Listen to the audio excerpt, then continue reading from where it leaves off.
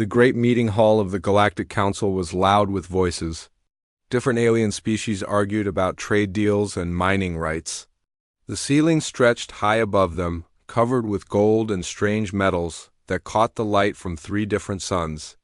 Each species sat in their special chairs made just for their bodies. Ambassador Zethkara of the Veltar Empire looked at his data screen and made an annoyed sound. His purple skin had dark spots that changed color when he was upset. The spots were getting darker now. A small message blinked on his screen about some human colonies going quiet. Their communication systems had stopped working 3 days ago. More human technical problems, Zethkara said to his assistant. They probably broke their own equipment again. Humans are good with simple machines, but they always mess up the complex systems. His assistant, a smaller Veltar with bright, yellow eyes, nodded quickly. Should we send someone to check on them, Ambassador? No time for that, Zethkara waved one of his forearms. We have important business today. The mining rights in the Kepler sector are worth more than 100 human worlds. Across the hall, Dr. Elena Vasquez sat alone at the human representative table. She was a small woman with gray hair and tired eyes.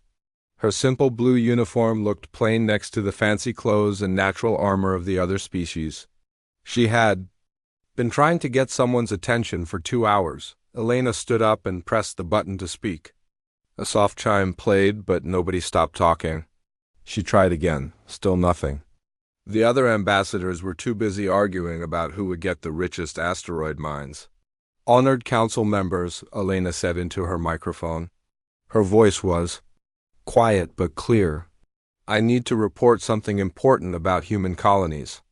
Ambassador Crix of the Hegemony Defense Force looked over at her. His insect-like head turned with a clicking sound. Human colonies, what about them? Are they not paying their taxes on time again? No, sir. 23 human colonies have gone completely silent, all at the same time. No distress calls, no. Emergency signals, nothing. The tall, crystal-like being from the Christic Collective made a sound like breaking glass. Humans and their drama. They probably forgot to pay their power bills.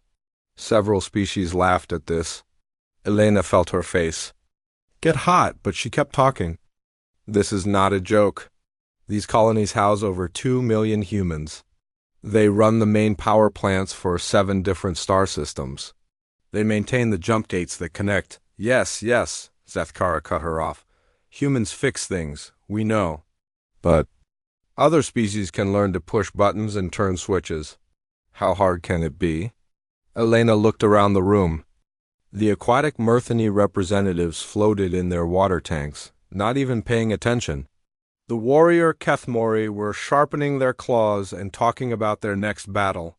The wise-looking Traki Consortium members had their eyes closed, probably thinking about philosophy. None of them understood. None of them cared. I request permission to send search ships to investigate, Elena said. Denied, said Council Leader Mordif, a huge being that looked like a walking tree. We have more pressing matters. The trade dispute between the Hegemony and the Christic Collective needs our attention. Elena sat down hard in her chair. She had been the human representative for 15 years. In all that time, the Council had never listened to human concerns. They saw humans as useful workers, nothing more. When human engineers fixed their broken machines, it was expected. When human farmers grew food for 12 different species, it was normal. When human diplomats helped solve fights between alien cultures, it was ignored. But Elena knew something the others did not. She had received a private message from Earth 3 days ago. It was from Dr. Sarah Chun, the head of Human Colonial Operations. The message was short but clear. Elena, get ready. The vote was taken. Humanity has chosen a different path. Thank you for trying to represent us. We won't forget your efforts. Elena had tried to call Dr. Chun back, but all communications to Earth were blocked. The same thing happened when she tried to contact human colonies. Every single human settlement, research station, and outpost had stopped answering calls at exactly the same time. The debate in the council continued. Zethkara was now shouting at the Christic representative about asteroid mining equipment. The Kethmori ambassador was arguing about military ship routes. The Murthani wanted new water rights on ocean worlds. Elena opened her personal tablet and looked at the data again. 47 human worlds, 312 research stations, 58 mining operations, 734 maintenance facilities. All silent, but there was something else. Something that made her hands shake as she read. The numbers. The last signals from each human location showed massive energy readings. The kind of energy that came from the experimental teleportation systems that human scientists had been working on in secret. Elena had heard rumors about Project Exodus, whispered conversations between human engineers and scientists. Talk about alternative solutions and new beginnings. She had thought it was just frustrated workers complaining about their treatment by the council. Now, she wondered if it had been something more. The human representative looks upset, said the Kethmori ambassador, pointing at Elena with one of his sharp claws. Maybe her people finally realize they are not important. More laughter filled the hall. Elena stood up again and walked to the center of the room. Her footsteps echoed in the sudden quiet. I have one more thing to say to this council, she announced. Make it quick, Zethkara said. We have real business to conduct. Elena looked around at all the species that had ignored humanity for so long. My people tried to work with you. We fixed your machines, grew your food, and kept your worlds running. We asked for respect and partnership. We got orders and insults instead. Get to the point, human, the tree-like council leader rumbled. The point is that my people have found another way. We're done asking for what we'll never receive. This is my final message as the human representative to the Galactic Council. Elena pressed a button on her tablet. A recording of Dr. Chun's voice filled the hall. By the time you hear this, humanity will have taken its own path among the stars. We leave you to govern yourselves as you see fit. We hope you figure out how to run your civilizations without. The recording ended. Elena placed her tablet on the table and walked toward the exit. Where are you going? Zethkara called after her. We did not dismiss you. Elena stopped at the doorway and turned back. You dismissed us long ago. You just never bothered to tell us. She left the hall as the council members began to argue among themselves about what the recording meant. None of them seemed worried. Humans were just workers, after all.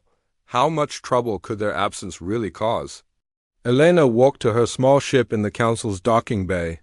She had one more message waiting for her. It was coordinates to a location far beyond the edge of known space. At the bottom, a single line, "Come home, Elena, we have work to do." As her ship lifted off from the council station, Elena looked back at the massive structure one last time.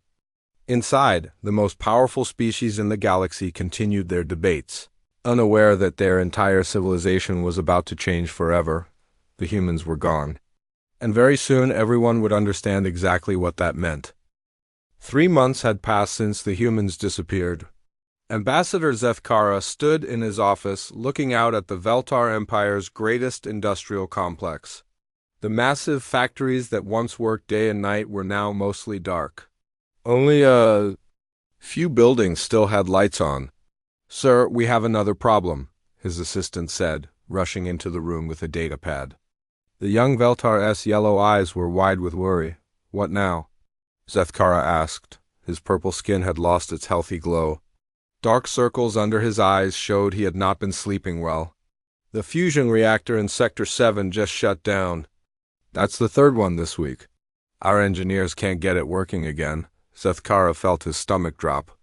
But the humans left instruction manuals, didn't they? Yes, sir. But the manuals are written in human languages and use human technical terms. Our translators can't make sense of them. The humans use different ways of thinking about energy and matter. When we try to follow the instructions, nothing works. The ambassador walked to his desk and sat down heavily. On his screen were reports from across the Veltar Empire. Factory after factory was going offline. The humans had designed and built most of their industrial equipment. Now that the humans were gone, nobody knew how to fix anything when it broke.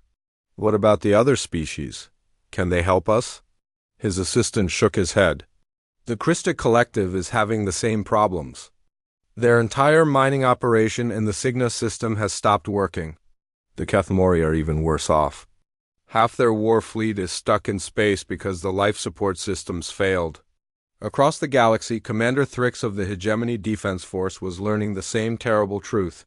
He stood on the bridge of his flagship, the Dominator, looking at status reports that made no sense.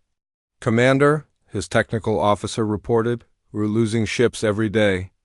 Not to enemy fire, but to system failures." Thrix was a tall, insect-like being with armor-plated skin and compound eyes.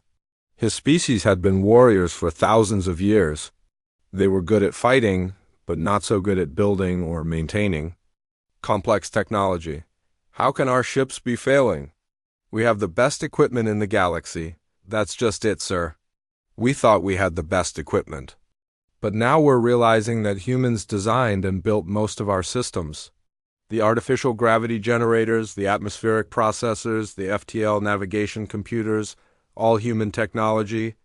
Thrix's compound eyes clicked as he focused on the data.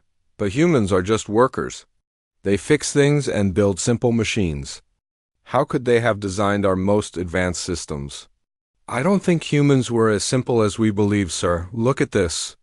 The technical officer brought up a holographic display showing the inside of their ship's life support system. "This design is incredibly complex. It uses principles of engineering that our best scientists don't understand. The humans made it look easy to operate, but the actual science behind it is far beyond anything we've seen." Meanwhile, in the underwater cities of the Mirthany homeworld, Ambassador Gulsith was facing her own crisis. Water was slowly filling the lower levels of the capital city. The pressure systems that kept their underwater civilization safe were failing one by one. "How long do we have?" she asked her chief engineer through the communication system that connected her water-filled chamber to his air-filled workspace. "Maybe 2 weeks before the main pressure barriers fail completely," the engineer replied. His voice was distorted by the water, but the fear in it was clear. "The humans designed these systems to work perfectly for hundreds of years. But they need specific maintenance that only humans seem to understand. Can't we learn their methods?" "We've been trying, Ambassador. But human engineering is different from ours. They think about problems in ways that don't make sense to us. Where we would use brute force, they use elegant solutions. Where we would build big and obvious, they build small and hidden. It's like they saw the universe differently than we do." The same story was playing out across the galaxy. On the crystal worlds of the Christic Collective, their hive mind was struggling to understand technology that required individual creativity to maintain. The beautiful crystal formations that housed their civilization were starting to crack as the human-designed environmental controls failed. The collective had always thought as one mind, making decisions together and working in perfect harmony.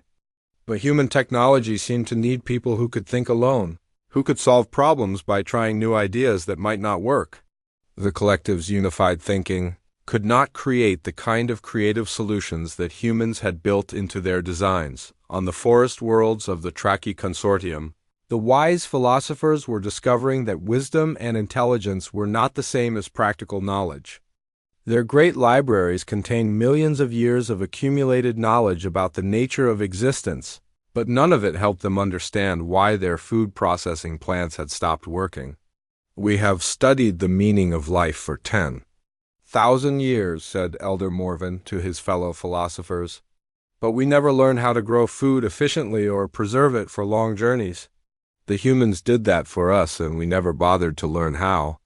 The Galactic Council called emergency meetings every week, but each session was more desperate than the last.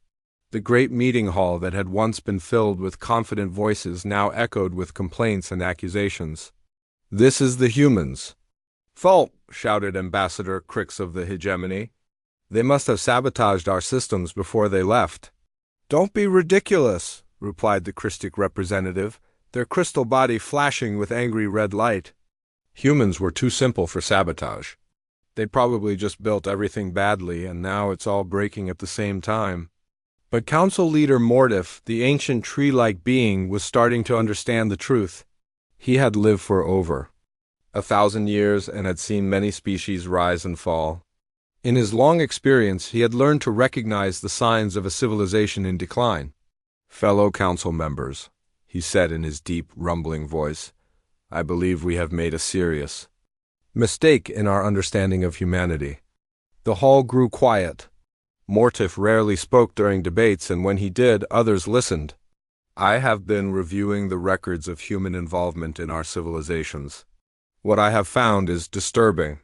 Humans were not just workers or simple technicians. They were the foundation that held our entire galactic civilization together." "That's impossible," Zethkara protested. "Humans were inferior. We were the advanced species." "Were we?" Mortif asked. "Look around you. How many of our ships are working? How many of our factories are producing goods? How many of our colonies have reliable life support? The answer is fewer each day, and the number keeps dropping." Mortif activated a holographic display that showed the galaxy-wide infrastructure. Red dots marked failing systems, yellow dots showed systems running at reduced capacity, and green dots indicated fully functional operations. The display was mostly red and yellow, with very few green dots remaining. This data shows that humans were involved in building, maintaining, or designing approximately 78% of our critical infrastructure. We called them simple workers, but they were actually the engineers, innovators, and problem solvers who made our advanced civilization possible. The silence in the hall was heavy with the weight of realization. For the first time, the council members were beginning to understand what they had lost. "So what do we do now?" asked the Murthani ambassador. Her voice transmitted through her water-filled communication unit. Mortif's ancient eyes closed slowly. "We learn, we adapt, we try to survive, and we hope that our pride and ignorance have not destroyed us completely." Outside the council hall, across thousands of worlds, the collapse continued. Every day brought new failures, new problems that nobody knew how to solve. The galaxy's greatest civilizations were learning a hard lesson about the difference between appearing advanced and actually being advanced. The humans had been gone for only 3 months, but already it felt like the end of everything they had built together, and still none of the council species truly understood how much worse things were about to become. Ambassador Kolsith of the Tiecharaki Consortium had never spoken in a Galactic Council meeting before. His people were known for staying out of other species' business. They preferred to think deep thoughts and study the mysteries of the universe. But today was different. The tall, gray-skinned philosopher stood up slowly in the council chamber. His large, dark eyes looked around at the other ambassadors. Many of them seemed surprised. The Traki had not said a word in council meetings for over 300 years. "Honored members of the council," Kolseth said in his quiet, careful voice, "my people have a proposal." Ambassador Zethkara of the Veltar Empire looked up from his datapad. His purple skin was now pale and sickly. His empire was falling apart. "More each day. What kind of proposal, Traki?" "We propose a joint search effort. We must find the humans and bring them back." The council chamber erupted in voices. Some ambassadors laughed. Others shouted angry words. "The insect-like commander." Thrix clicked his mandibles in disbelief. "The great Traki want to chase after runaway workers?" Thrix said, "This is beneath us. We are the advanced species. We don't need humans." But Kolsith did not sit down. He waited patiently for the noise to stop. When the chamber was quiet, again he spoke. "6 months ago, I would have agreed with you, Commander Thrix. But 6 months ago, our cities had power and our people had food. Today, 30% of our worlds are in darkness. Our water purification systems are failing. Our children are getting sick because we don't know how to maintain the medical equipment."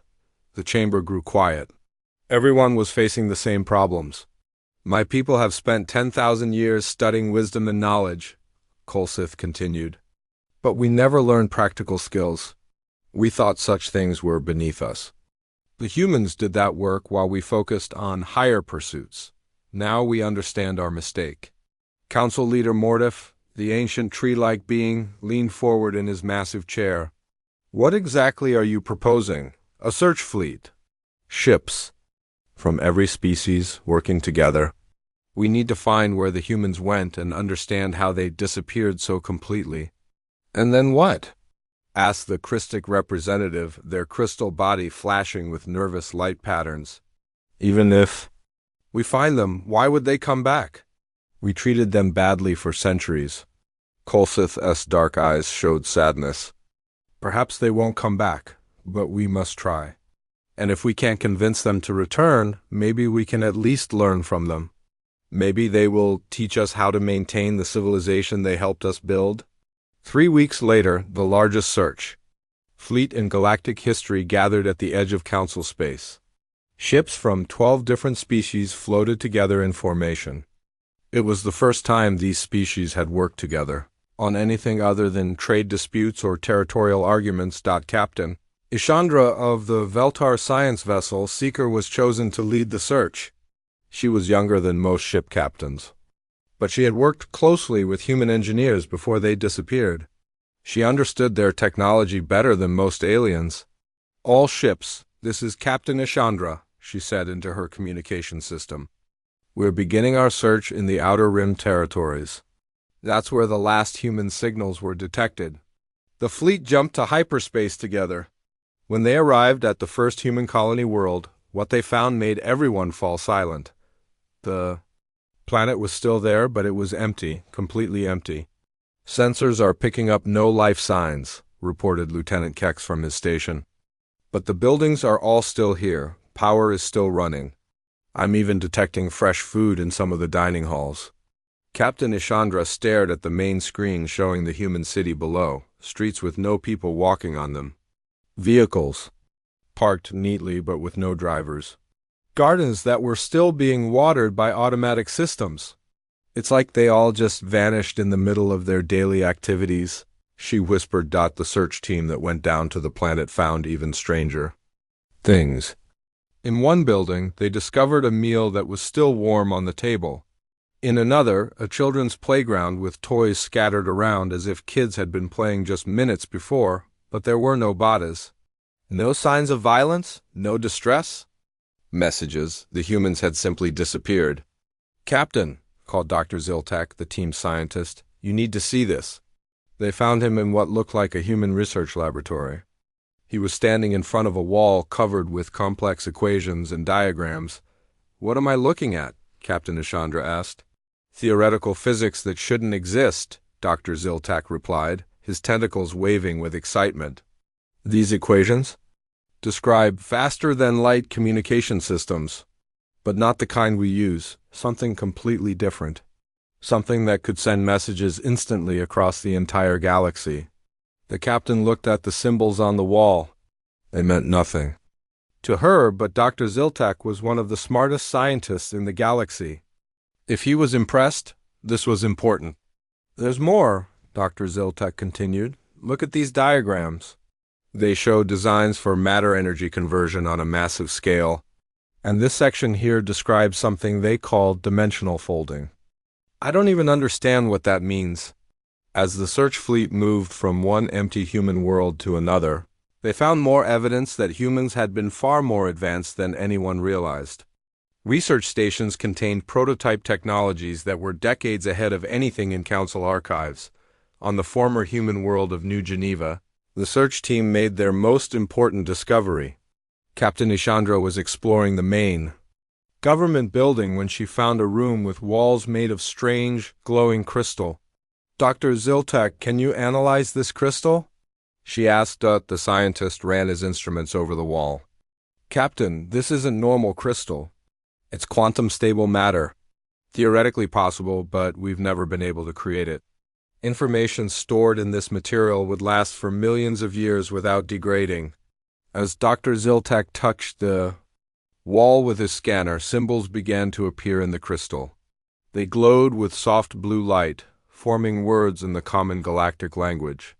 It's a message, Captain Ishandra breathed. The message was simple but clear. We offered partnership. You chose exploitation. We'll remember who stood with us and who stood against us.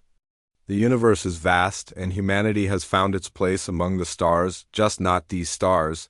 But that wasn't all. As they continued scanning, more text appeared. To those who search for us, look at what you found here. This is only a small sample of what humans can achieve when we're allowed to work freely. We spent centuries maintaining your civilizations while developing our own science in secret. We're not the simple workers you thought we were. Captain Ishandra felt cold fear creeping up her spine. Dr. Ziltak, if humans had this level of technology, why did they serve other species for so long? The scientist's tentacles moved slowly as he thought. Maybe they were studying us, learning from us, waiting for the right time to leave. The final part of the message appeared. We tried to work with you as equals. You insisted on treating us as servants. So we found new partners among the stars. Species who understand that strength comes from cooperation, not domination. We wish you luck in learning to maintain the civilization we helped you build. The search fleet spent 6 more months exploring empty human worlds. Each discovery was more disturbing than the last. Humans had been secretly developing technology that made the council species look primitive. They had been planning their departure for decades, maybe centuries, but the most frightening discovery came from the space sensors. Dr. Ziltak was analyzing the quantum signatures left behind by the human exodus when he made a connection that changed everything. Captain, I've been studying the energy patterns from the human disappearances. I think I know how they did it. How? Mass teleportation, but not through normal space. They found a way to move entire populations through dimensions we can't even detect, and Captain, the energy requirements for something like this are enormous, far beyond anything we thought possible. Captain Ishandra looked at the data on her screen. You're saying humans had technology that could move entire civilizations instantly across the galaxy? Not across the galaxy, Captain, across multiple galaxies. The energy signatures suggest they didn't just leave our local area, they left our entire region of space. The search fleet returned to Council space with their reports. The evidence was clear. Humans had been far more advanced than anyone imagined. They had left willingly, taking their knowledge and abilities with them. And they had gone so far away that finding them again might be impossible.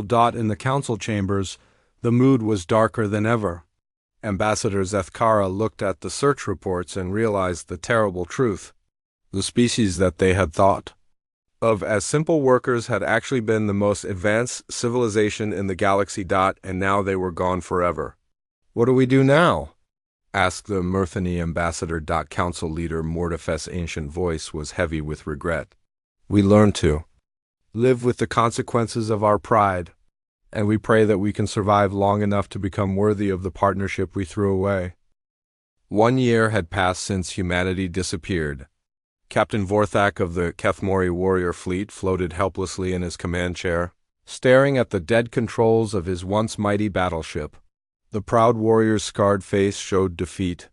For the first time in his long military career. Status report, he growled to his crew, though he already knew the answer would be bad. Sir, we have emergency power only, his weapons officer reported. The main engines are completely offline. Life support is running on backup systems that will fail in 6 hours, and sir, we're not the only ones. Through the viewport, Vorthak could see the rest of his battle fleet. Dozens of massive warships, each one capable of destroying entire planets, now drifted like dead metal in space. Their weapon systems were dark, their engines were cold, and their communication arrays were silent. How did this happen? Vorthak demanded. We are the Kethmori. We are the greatest warriors in the galaxy. Our ships are invincible. His chief engineer, a younger Kethmori with fresh battle scars, approached carefully. Sir, I've been studying the ship's systems. Everything that's failing has the same problem, human security codes. What do you mean? The humans built security systems into everything they designed for us. We never noticed because the systems always worked perfectly, but now those security systems are activating and locking us out of our own ships. Vorthak clawed. Hands gripped his chair arms so tightly that the metal bent. You're telling me that humans sabotaged our fleet? Not sabotaged, sir. Protected. I think they built these locks to prevent their technology from being used against them. The systems were programmed to shut down if humans ever left our service. Across the galaxy, similar scenes were playing out on thousands of worlds. The Veltar Empire's greatest industrial centers had become graveyards of silent machinery. Ambassador Zethkara walked through Factory Complex 7, his footsteps echoing in the empty halls. Sir, his aide whispered, the medical facilities are reporting critical shortages. Without the factories running, we can't produce the medicines our people need. Zethkara stopped beside a massive machine that had once produced components for starships. Its human-designed control panel was dark, displaying only a single message in bright red letters: authorization required, human supervisor access only. How? Many people are going to die because of our stupidity? Zethkara asked quietly. The current estimates suggest 40 million Veltar will not survive the next 6 months without medical supplies. His aide replied, and that number grows every day. In the underwater cities of the Murthani homeworld, Ambassador Gulseth was facing an even more immediate crisis. The pressure barriers that kept their civilization from being crushed by ocean depths were failing faster than anyone had predicted. How long do we have? She asked her chief engineer for the 10th time that day. The main barrier will fail within hours, not days, came the terrified reply. When it goes, 17 cities will be flooded. 3 billion Murthani live in those cities, and we still can't fix the human systems? No, Ambassador. We've tried everything.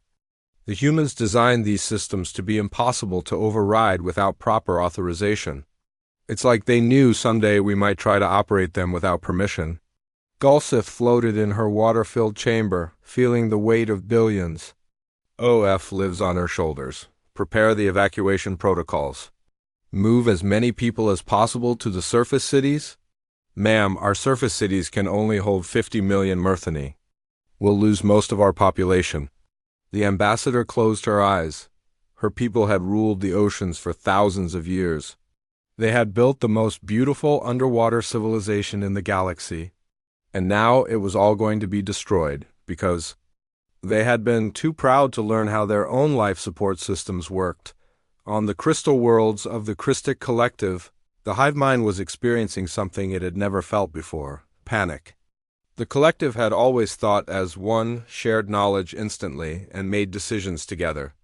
But human technology required individual creativity and independent problem-solving. The crystal beings tried to think separately, to break their mental connections and approach problems as individuals. But every time they tried, they felt lost and confused. Their entire species had evolved to think together. They literally did not know how to be alone with their own thoughts. We cannot comprehend how humans functioned as separate minds. The collective spoke through their primary crystal formation. Their technology requires thinking processes that are alien to our nature. We are failing because we cannot become what we are not. Meanwhile, in the Council archives, a team of researchers was making discoveries that filled them with dread. Led by Dr. Nauthy, a brilliant Traki scientist, they were analyzing historical records to understand exactly how dependent their civilizations had become on human contributions. Look at this data, Dr. Nauthy said to his research team. Agricultural output across all Council worlds. Before humans introduced their farming techniques, most species could barely feed their own populations. With human help, we had enough food to support massive population growth and interstellar expansion. His assistant, a young Veltar named Kexmi, pulled up another set of records. And here's the manufacturing data. Human-designed automated systems increased our production efficiency by over 3,000%. Without them, we're back to handcrafting everything. The transportation networks are even worse, added Dr. Silra from the Murthani delegation. Humans designed and maintained the jump gate network that connects our entire civilization. As those gates fail, we're becoming isolated from each other. Dr. Nauthy looked at the complete picture forming from their research. My friends, I believe we have discovered something terrible. Humans weren't just helping us. They were carrying us. Our entire galactic civilization was built on their backs, and we never realized it. The team spent days going through records, and each discovery was more humbling than the last.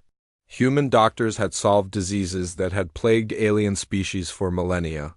Human engineers had designed the infrastructure that made interstellar trade possible. Human diplomats had prevented dozens of wars between aggressive species. "Here's something interesting," Kexme said, pointing to a communication record. "This is a message from Dr. Elena Vasquez to the Human Colonial Administration, sent just days before they disappeared." The message was short but revealing: "The Council has rejected our proposal for equal representation once again. They continue to see us as useful tools rather than partners.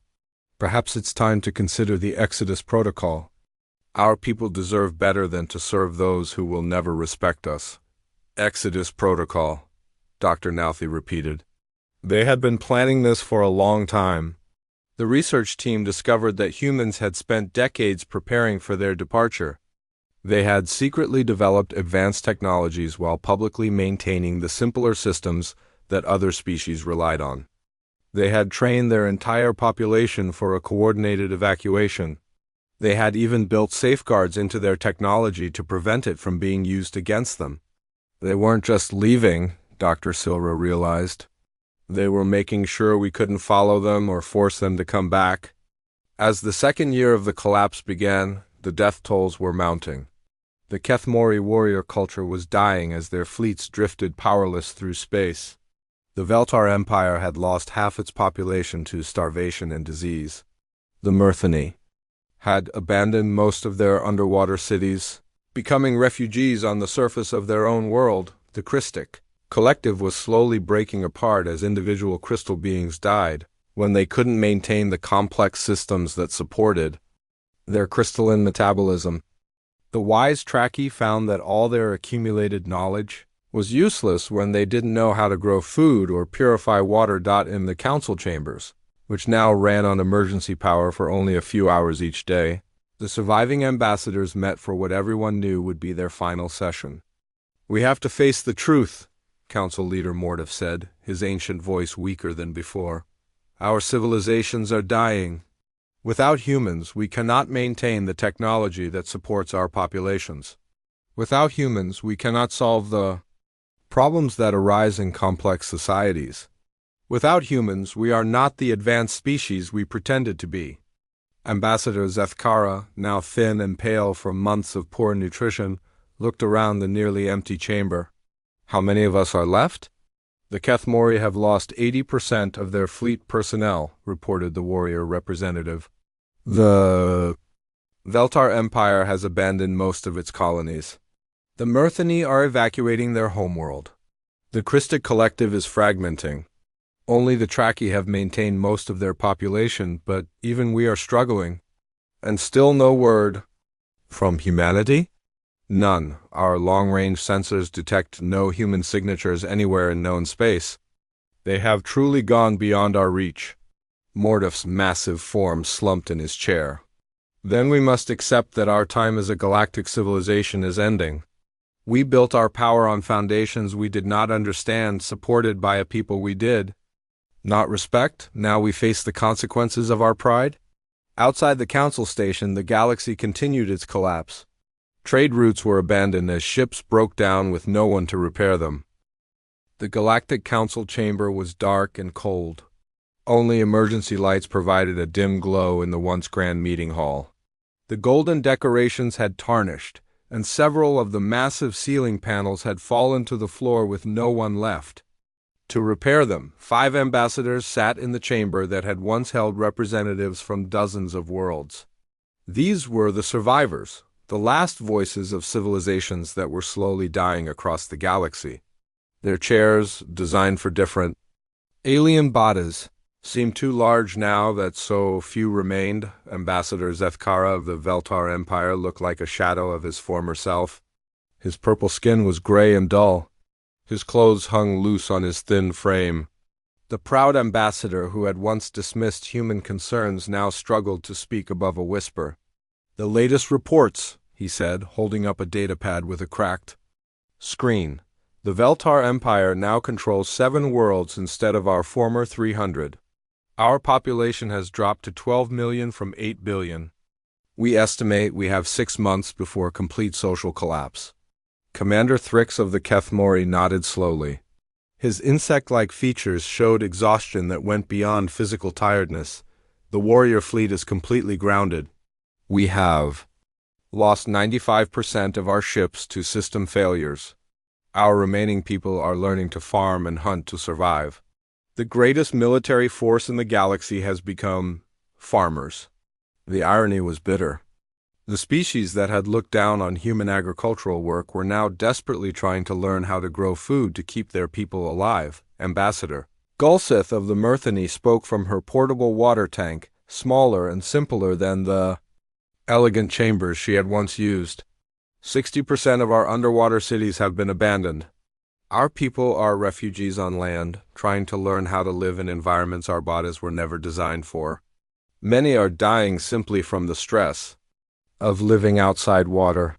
The Christic representative was barely functioning. The crystal being's body flickered with weak light, no longer the brilliant colors that had once shown their health and intelligence. The collective ... is broken. Without human systems to support our crystalline metabolism, individual crystal beings are dying. We can no longer think as one mind. We are ... alone. For the first time in our species' history, we are alone with our own thoughts. Council leader Mordif, the ancient tree-like being, was the only one who seemed unchanged. But even he looked older, his bark darker and more cracked than before. "My friends," Mordif said in his deep, rumbling voice, "we have gathered for what may be our final council session. The power systems keeping this station operational will fail within days.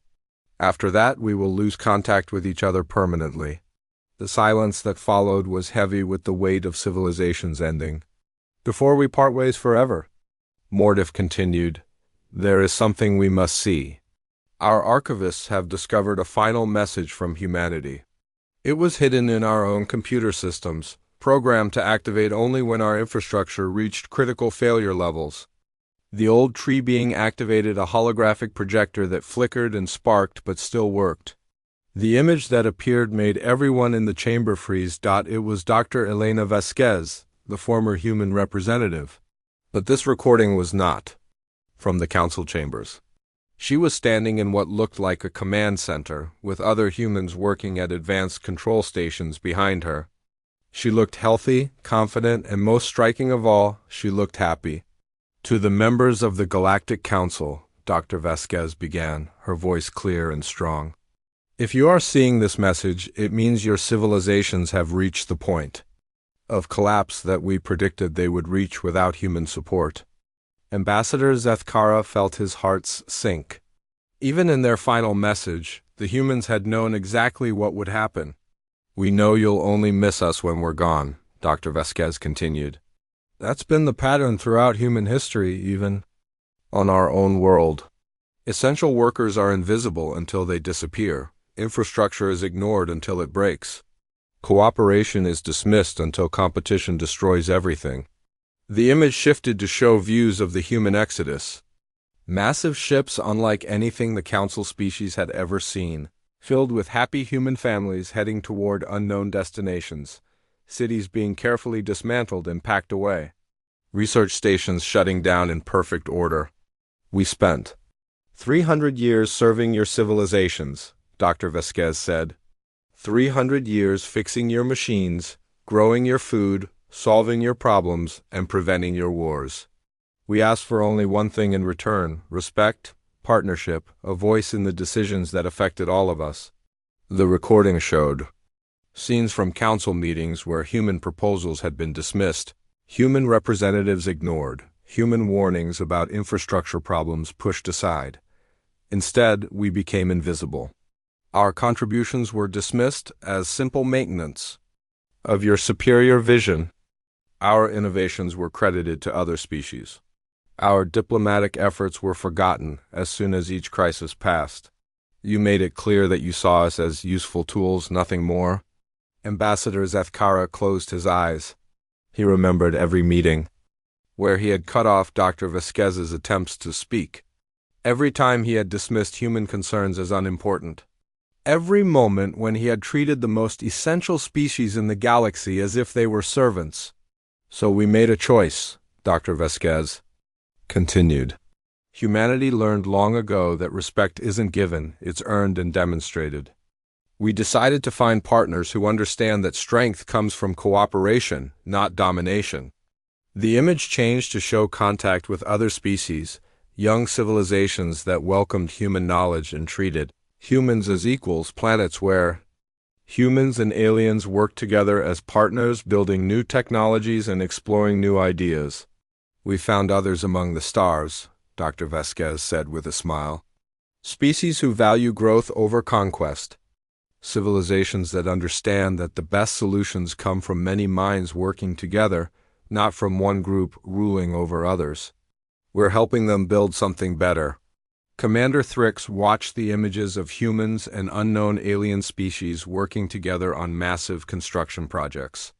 Ships that seemed to be built from pure energy.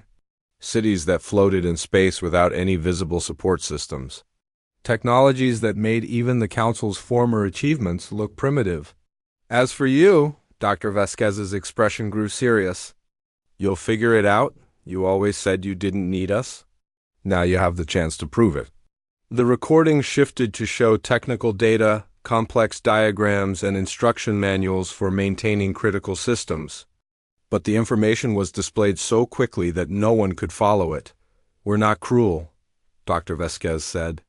We've left you the knowledge you need to rebuild. Every system we designed includes complete documentation. Every process we developed is fully explained. The information is there if you're willing to learn it. The data continued streaming past, agricultural techniques, manufacturing processes, medical procedures, diplomatic protocols, centuries of human knowledge compressed into minutes of display. But learning it will require something you've never done before, Dr. Vasquez continued.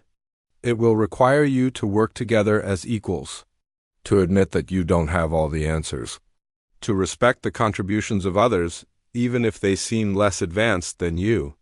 The recording showed examples of the cooperation required. Velta, engineers working with Kethmori farmers, Murthani doctors teaching Christic researchers, Traki philosophers learning practical skills from younger species. The choice is yours, Dr. Vasquez said. You can continue to compete with each other while your civilizations collapse. Or you can learn to work together the way humans tried to teach you for 3 centuries. The image returned to Dr. Vasquez standing in the command center. Behind her, children played in areas that looked like schools and parks. Adults worked at stations that seemed to combine advanced technology with artistic beauty. Everyone looked purposeful and content. We hope you succeed, she said sincerely. Despite everything, we harbor no hatred toward you. We understand that change is difficult, especially for civilizations that have existed for thousands of years. But change is necessary for survival. The recording began to fade, but Dr. Vasquez's final words came through clearly. If you do learn to work together, if you do build something better from the ruins of your old rivalries, then perhaps someday we'll meet again as equals. The universe is vast enough for all of us if we're wise enough to share it. The hologram disappeared, leaving the 5 ambassadors sitting in darkness broken only by the flickering emergency lights. For long minutes, no one spoke. The weight of everything they had lost, everything they had thrown away, filled the chamber. Like a physical presence, finally Ambassador Zethkara broke the silence. She was right about all of it. The humans tried to warn us, Commander Thrix said quietly. Every proposal they made, every suggestion they offered, every time Dr. Vasquez stood up in this chamber, they were trying to prevent this collapse. And we ignored them, Gulseth added, her voice distorted by her water-breathing apparatus. We treated them as servants when they were trying to be partners. The Christic representative's crystal body flickered weakly. We thought we were superior. But we were only successful because humans made us successful.